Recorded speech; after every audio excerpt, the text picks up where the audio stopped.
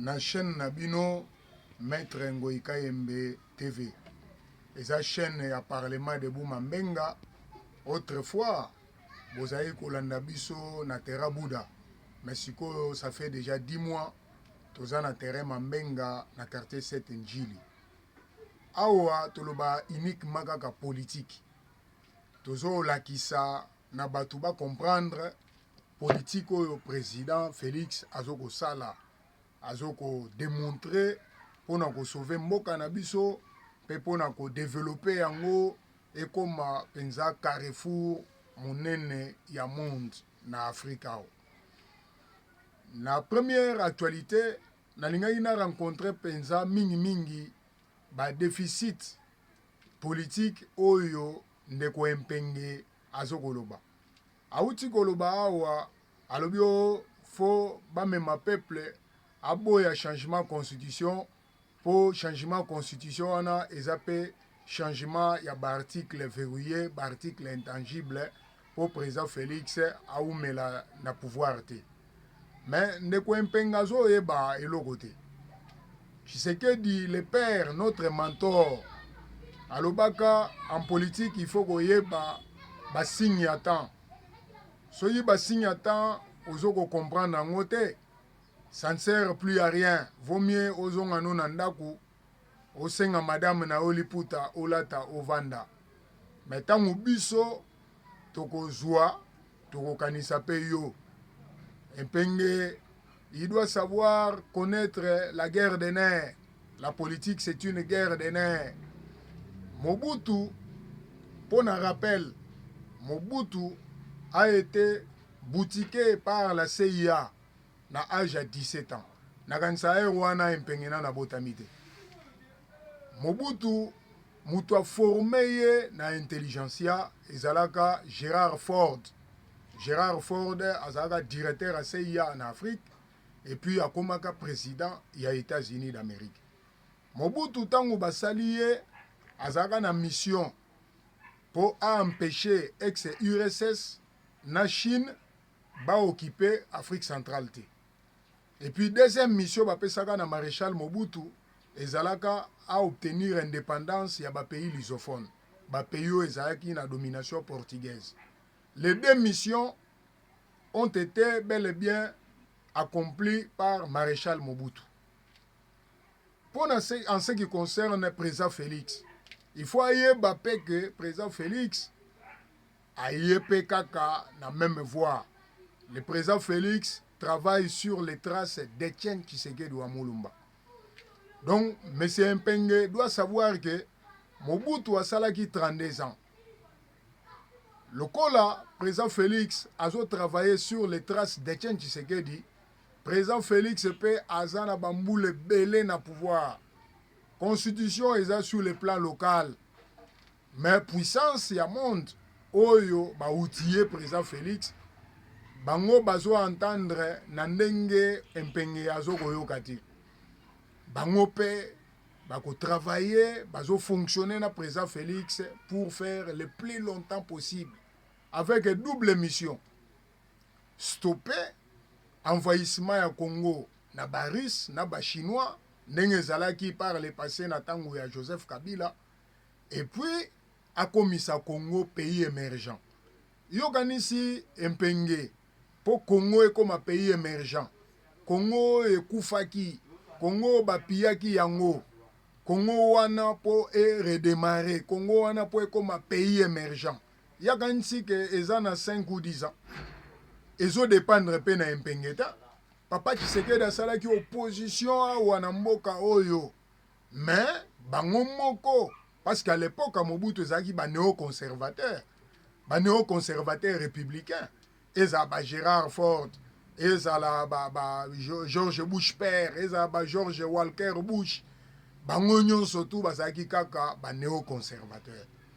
Mais président Félix appartient à l'unique puissance du monde. Ce qui est mpenge à 8 ans, à Kokoya, bisoto recyclé mentalement sur le plan politique. Parce que biso pour comprendre politique, il y a chef de l'État. Pour comprendre la grande vision, il faut cerner les critères de la politique. Président Félix a eu un pouvoir. Kagame lelo. Tant que président Félix, il pensait que président Félix a un novice. Il pensait que président Félix a un Joseph Kabila. Mais Bisso totalisaki à la face du monde que Kabila n'était pas passé dans les syllabaires. Il avait appris l'éducation par rattrapage et président Félix a fonctionné dans la méthodologie à tortue. Lentement mais sûrement. Lelo Kabila Azawat. Kabila est nulle part. Kagame pe. Azaki na badout.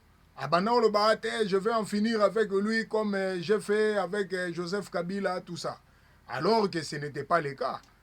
Il faut finir par comprendre parce que Mouto Yabano considéré comme un novice. Mouto Yabano kanisaki azaki petit na ye na mbula. Akanisaki qu'il allait facilement le gérer. Mais Moutouana, le loyo azaki na courage à koyebisa en face. Que c'est vous, les Tutsis, qui avez commis la maladresse vis-à-vis des Congolais. Vous avez tué les Congolais, vous avez violé les Congolaises et vous avez pillé les ressources du Congo. Le loyo Kagame attentaki na Poutine pour éliminer président Félix à 3 reprises. Mais il a échoué. Poutine a vite compris que bateau bazaki na président Félix ezaki unique puissance oyo ye Poutine a tremblaka. Donc lelo Poutine azo tremblé devant Donald Trump, ndenge moko pe azo tremblé devant le président Félix. Kagame, tous les peuples bandeko nyonso to bazolanda biso, il faut bayeba ke Kagame déjà na fondamental guerre esili. Kagame a utaki kosalisa réunion moko secrète na batunaye a révélé bango ba sanction botoza oyoka eza ba sanction politique vis-à-vis des États-Unis a okota na États-Unis te. Mais ye moko Kagame ayebi ke eza ba sanction politique wana te, ayebi ke il va subir le sort ya expédition na boulevard des Allongés. Ayebi si bandeko na ye na ba réunion secrète a utosala il y a 2 semaines passées. Yemoko ayebi bango abina monike moi je vais mourir na okufa nanga, mais le mieux serait que na kufa kaka na Kigali na kufa lokola 1 euro parce que na banai ko réclamer mabele na biso o ezaka na Congo. Omonike Prince Mpenge est loin de comprendre la politique. Il appartenait au laboratoire du flou. Yaba Kagame ba discours na bango politique laboratoire du flou wana e bana o fonctionner na mensonge, na désinformation, na rumeur, donc mensonge, désinformation, na ba rumeur, to bakisi pe mo muke ba fantasme. Donc na laboratoire du flou wana ezala ba évêque catholique bazaki na kati, ba évêque protestant bazaki na kati. Certains pasteurs aussi, il y a l'église de réveil, bazaki nakat. Et puis, officiers, généraux belé, il y a armée, même il y a la police, bazaki nakat. Et ça, responsable, ex de MIAP, il y a ANER, il y a service, nous surtout Kabila, Atikaka, tango mokonzambo ka Félix, aye na pouvoir, biloko nyos tout wana, et naï ko fonctionner dans le laboratoire du flou. Mais président Félix, na code naïe, l'anonymat, la discrétion, mais pas d'échec, il a fini par désarmer Paul Kagame. Peut anéantir Bango, Bakoki Gosala et l'autre côté, et c'est le président Félix qui sort gagnant. Si le président Félix a six guerres à Est, si le président Félix a découragé les Chinois, les Russes, les méthodes, les pillages, les minéraux, les biso. En complicité na Kagame na Museveni. Sikoyo président Félix atika bokonzi na mutu mususu po yea kosala lokoni. Président Félix tango azosilisa guerre ozo changer constitution parce que constitution oyo papa Tshisekedi ayebisaka biso kala, c'est lui notre mentor. Alobaki la constitution qui sera soumise au référendum, c'est le projet de constitution qui avait été voté par les Congolais authentiques.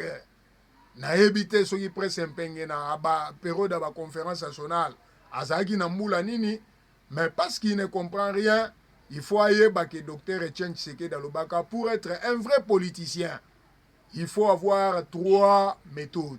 Il faut être un chercheur, il faut suivre les actualités, mais aussi il faut lire, il faut beaucoup lire. Donc M. Mpenge doit apprendre à beaucoup lire.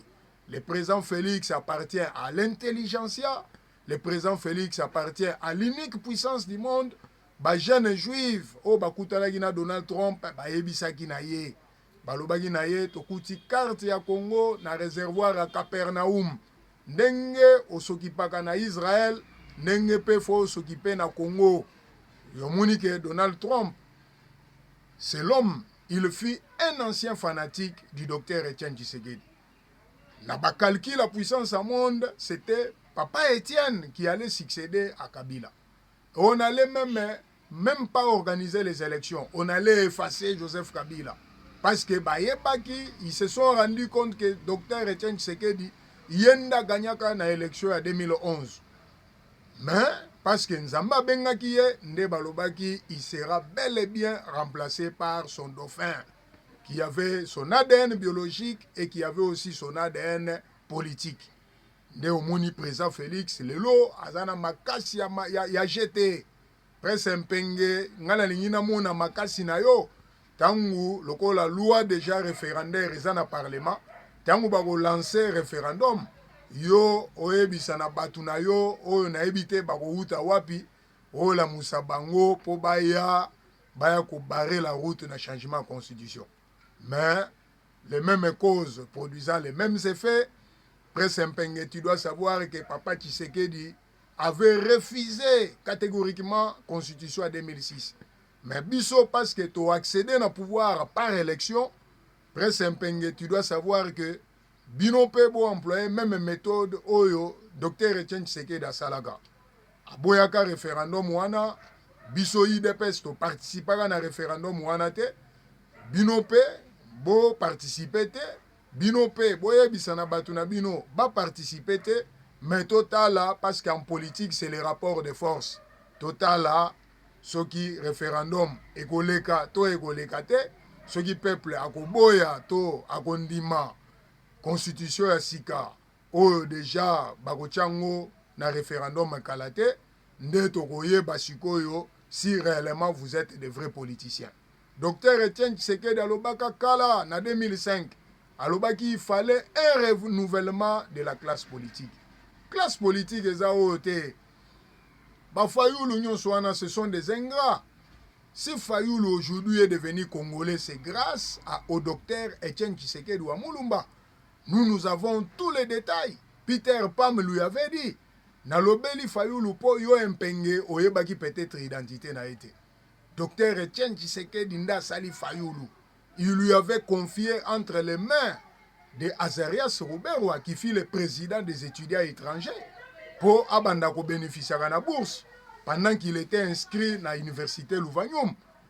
Après conférence nationale souveraine, c'est Papa Etienne qui l'avait même aidé, parce qu'autrefois, il avait même hébergé à Limete.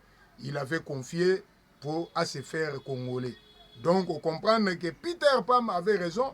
Tangwa yaki awa na première invitation à na président Félix pour le département d'État américain alobaka naye alobi d'après la CIA, M. Fayoulou, tu as une identité floue, tu ne pourras jamais diriger le Congo et plus jamais un dérivant ne pourra diriger le Congo. Le Congo ne continuera à être dirigé à partir à président Félix que à un 100% congolais. Donc, période wana, il y a ba aventurier Laurent Désiré Kabila, période wana, il y a ba Christopher Hippolyte Kanambe, ils ont déjà révolu. Je crois que avec ces brefs messages, Presse Mpenge, tu es satisfait de ma réponse. Même si on a un débat télévisé, tu vas nous rencontrer sur un plateau. Nous sommes très déterminés. Pour le peuple congolais, le président Félix a un mandat. Il a une mission. Mission naïe, à Silisiger et Est, mais mission à Mibale, Congo est comme un pays émergent. D'ailleurs, Aoutaï Kolobango, il pensait faire du Congo l'Allemagne d'Afrique, mais cette fois-là, il est très déterminé. Congo est comme Dubaï d'Afrique. Congo est comme un pays plus moderne. Congo est comme un pays très attractif. D'ici à 2034, c'est le président Félix qui sera bel et bien président. Au moins, le premier mandat na ye, tant qu'il y a un sommet à SADC na Kenya, le président africain est belé, il comprendre. On a comme l'impression qu'au Congo, il y a deux présidents. Mais le président Félix a Kabila, c'est un président sortant. Celui qui est président au Congo, c'est bel et bien moi. Et dans un proverbe de chez nous, il est dit ceci. Quand tu traites avec le diable, il ne faut pas les chasser. Il ne faut pas non plus les fuir. Mais il faut les rapprocher. Mais quand il faut manger avec lui, il faut utiliser une longue fourchette. Donc, au Monique, le président Félix, Abangaki Kabila te, Abangaki Kagame te, Abangaki pe ba traître nyon surtout oyo bazalaki ba outaki na régime Kabila te, mais au contraire, président Félix nde abandai ko bangisa bango. Je crois que pour Nalelo na Sukiwana, je vous remercie à tout moment. Boko CP là, bopé ça ba commentaire na bino, bo s'abonner massivement pour na émission na bino, pour banda ko soit toujours ba news, ba vraie actualité pour et satisfaire bino comme toujours. Je vous remercie.